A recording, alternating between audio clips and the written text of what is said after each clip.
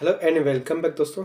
आज का टॉपिक लेके आया हूँ कि महिला एवं बाल विकास जो महिला परीक्षक का 200 पोस्ट खुला हुआ है, उसके अंतर्गत बच्चों के पोषक तत्वों की कमी से जो बीमारी होती है, जो पोषक तत्वों की कमी से जो बीमारी होती है, उसके बारे में आप यहाँ पर आज संक्षिप्त वीडियो लाया हूँ। साथ ही इसमें लगभग 10 से 12 जो एमसीक्यूज क्वेश्चन लाया हूँ और बहुत ही इंपॉर्टेंट है। अगर आप हमारे वीडियो पर नए हैं तो चैनल को सब्सक्राइब करना और हमारी वीडियो को पूरी तरह से देखना, तब आपको यहाँ पर समझ आएगा। ठीक है, यहाँ पर देखते हैं कि प्रमुख बीमारियों के नाम जो अक्सर बच्चों में पाया जाता है। तो बीमारियों का नाम क्या है? जो यहाँ क्वैश क्योर है ना। दूसरा क्या है? सूखा रोग भी होता है। बच्चों का आँख में जो प्रभाव पड़ता है, रिकेटस अर्थात जो हड्डी में जो प्रॉब्लम होता है वो रहता है। उसके बाद है ऑस्टियोमिलेसिया जो टिटेनिन है, ठीक है। और यहाँ पर बेरी-बेरी है, पेलग्रा है, घेंघा रोग है, बौनापन है और रक्तहीनता स्कार्वियो। ये सब चीज़ के बारे में हम छोटे-छोटे इसका डिटेल के बारे में पढ़ेंगे। क्वाशीयोरकर। अब ये होता क्या है कि यह बीमारी 1 वर्ष से 5 वर्ष के बच्चों में पाया जाता है। दूसरा जन्म लेने के कारण पहले बच्चे को दूध या प्रोटीन युक्त आहार नहीं मिल पाता है। अर्थात अगर पहला बच्चा और दूसरे बच्चे के जो बीच में जो गैप होना चाहिए, 3 वर्ष का गैप नहीं है। अगर 1 वर्ष के बाद तुरंत दूसरा बच्चा आ रहा है, तो फिर दूसरे बच्चे की वजह से आपको पहला बच्चा जो है पूरी पोषण नहीं ले पाता। इसलिए यह रोग इसमें होता है। तो इसके लक्षण क्या है? एडिमा मतलब प्रोटीन की कमी से ऊतकों की जो खाली स्थान पर पानी भर जाते हैं। जो हमारे शरीर में ऊतक है, वहाँ पर खाली हो जाता है और जिससे वहाँ पर पानी भर जाता है। चेहरा जो है चंद्रमाकार, जो पानी भरने से चेहरा सूज जाता है। शारीरिक यहाँ पर शारीरिक वृद्धि की कमी होती है। रक्तहीनता, इसमें ब्लड की कमी होती है। दस्त होता है, बार-बार दस्त होता है और रोग प्रतिरोधक क्षमता घट जाता है। अर्थात यहाँ बहुत जल्दी जुकाम, सर्दी, खांसी से यहाँ ग्रसित हो जाता है। शुष्क त्वचा है, बालों में परिवर्तन है, भार में कमी है अर्थात वजन जो इसका कमी हो जाता है, भूख में कमी इत्यादि। तो यह जो बीमारी होता है 1 से 5 वर्ष के बच्चों के बीच में ज़्यादातर पाया जाता है। दूसरा है सूखा रोग। यह विटामिन ए की कमी से होता है।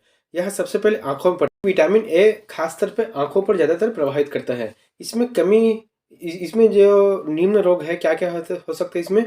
इसकी विटामिन ए की कमी से रतौंधी होता है ना? इसमें कंजक्टिवाइटिस, टोड्स, त्वचा, आमाशय में अम्ल, दाँतों पर प्रभाव, बाझपन या फिर संक्रमण।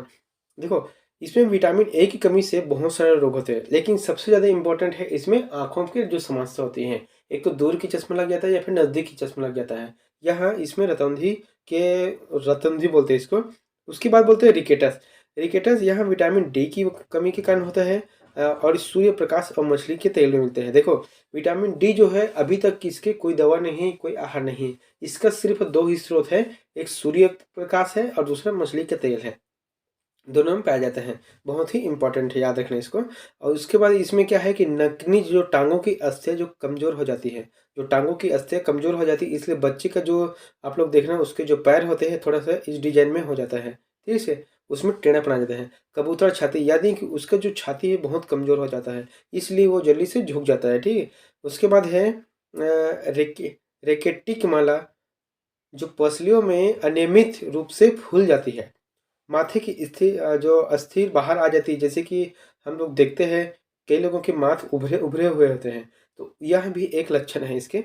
और शारीरिक वृद्धि में कमी, दांतों के भी दोष उत्पन्न हो जाते हैं।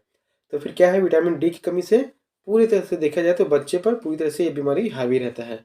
उसके बाद है ऑस्टोमलेशिया। ऑस्टोमलेशिया क्या है? विटामिन डी की कमी से होता है। यहाँ विटामिन डी की कमी से होता है, लेकिन ज़्यादातर ये है वयस्कों में यहाँ पाया जाता है। इसमें क्या है, हड्डी जो कोमल और कमज़ोर होती है, इसलिए बच्चों के ज़्यादातर हाथ में दर्द होने लगता है और रीढ़ की हड्डी मुड़ जाती है, कुबड़ निकल जाता है, जो कि जो सीधा खड़ा होना चाहिए था वहाँ सीधा नहीं होकर थोड़ा-सा तिरछा होता है, ठीक है?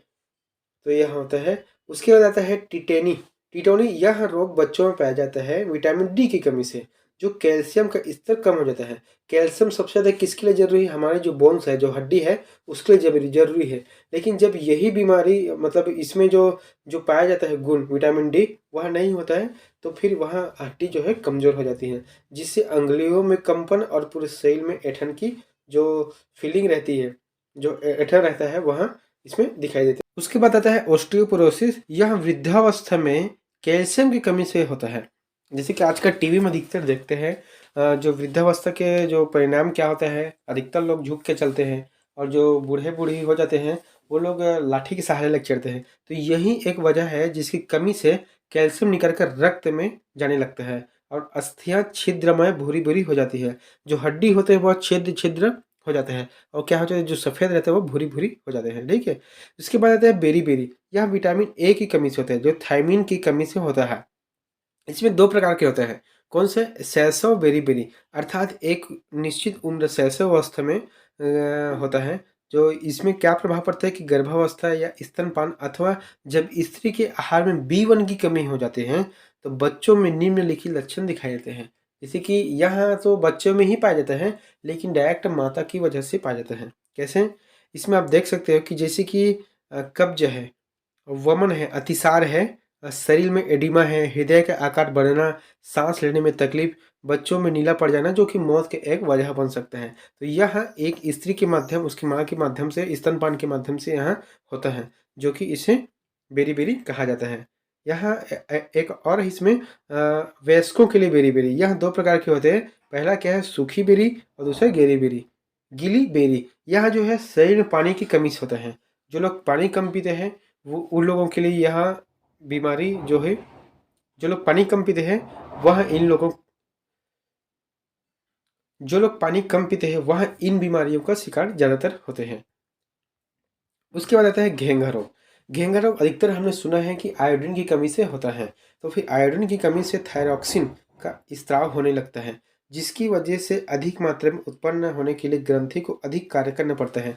जो हमारे गला होता है यहाँ पर जिससे ग्रंथि फूल जाती है और सांस लेने में कठिनाई होती है। साथ ही साथ जब घुटन महसूस करते हैं, जब हम अपने लार को घुटते हैं तो फिर वहाँ दर्द होता है।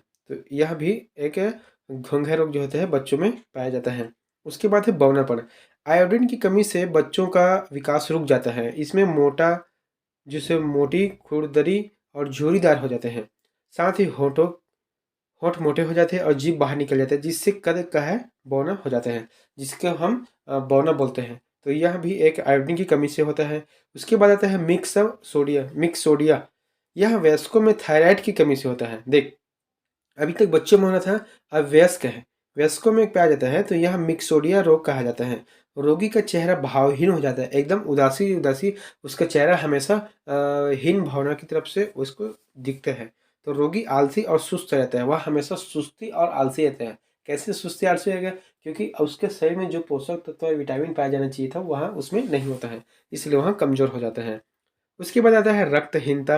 रक्तहीनता क्या है? यह लौह तत्व की कमी से होता है। लौह तत्व मतलब जिसको हम बोलते हैं आयरन की कमी से ब्लड की कमी हो जाते हैं। जैसे कि एक सामान्य पुरुष के लिए जो जिस उसके शरीर में होना चाहिए, कितना होना चाहिए ब्लड? 14% से लेकर 18% तक होना चाहिए। ठीक है, और एक महिला में होना चाहिए 12% से लेकर 16% तक होना चाहिए। तो यह लौह तत्व की कमी के कारण होता है।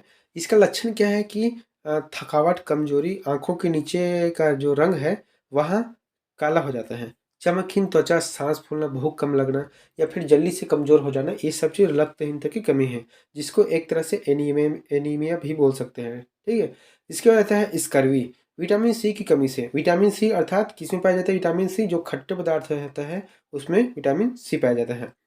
तो इसका लक्षण क्या है कि थकान, कमजोरी, जो रोग प्रतिरोधक क्षमता घट जाती है जिससे सर्दी जुकाम जल्दी से लग जाता है। ठीक है, उसके बाद है कि त्वचा का रंग पीला हो जाता है, दांत से खून निकलना, दांत का क्षय होना, दांत मतलब जो समय से पहले झड़ जाना होता है, अस्थियों कमजोर हो जाना, घाव भरने में कमी। जो घाव होते हैं वह कई लोगों का बहुत देखते होंगे आप लोग कि 15-20 दिन 1 महीने तक भी वह घाव, छोटा सा घाव भी नहीं भर पाता। तो यह होता है। ताकि मैं नेक्स्ट वीडियो आपके लिए विटामिन का लाऊंगा और उसमें कम से कम 100 क्वेश्चन जो है MCQ रहेगा, जो आप इसको पढ़कर आप विटामिन से जितने भी प्रश्न आएंगे, क्योंकि विटामिन का विस्तार जो है बहुत है पर।